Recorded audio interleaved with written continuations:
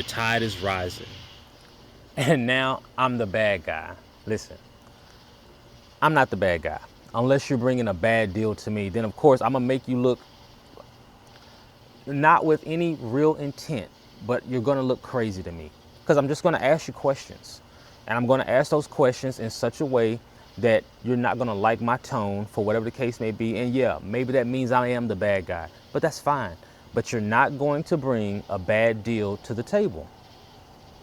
I can't go into too many details because of NDAs and whatnot, but it was 4 manufacturing companies all in one, run by 2 guys, a great looking company.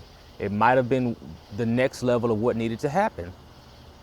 The problem was, for my vision, they had union workers, which are great. But the problem with union workers is that they're not that happy to hand over their job when you're community upskilling.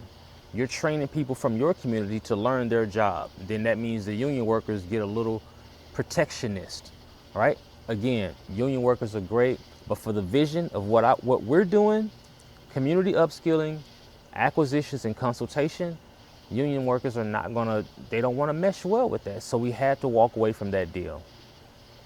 It really would have been a great deal, to be honest with you, but it just wasn't gonna work out. And I'm not gonna be the guy holding the bag just for the sake of, oh, we're gonna get this deal done. It doesn't make any sense. But then this is where you start talking about the cost of bad money, because okay, second and third order effects. We go into the deal, great. 2, 3, $4 million company, and then you have 5 different smaller companies within that company that you have to run. You have 2 cohorts of those companies that are union workers. 2 more cohorts that are regular workers, which probably would have been great, and then another cohort that hasn't even been stood up yet.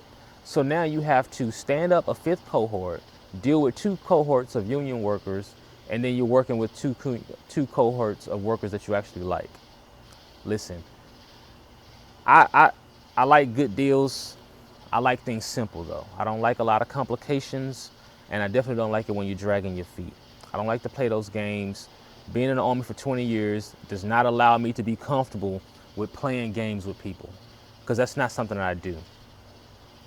I told my wife, I say, listen, I love the kids, man. We can play, have a good old time, this and that. But one thing I'm not gonna do, I'm not gonna sit here and argue with no kid. I don't have time for that, because we're not even at the same brain power. So why are we arguing? Same situation. I'm not playing with you. I'm not playing no games.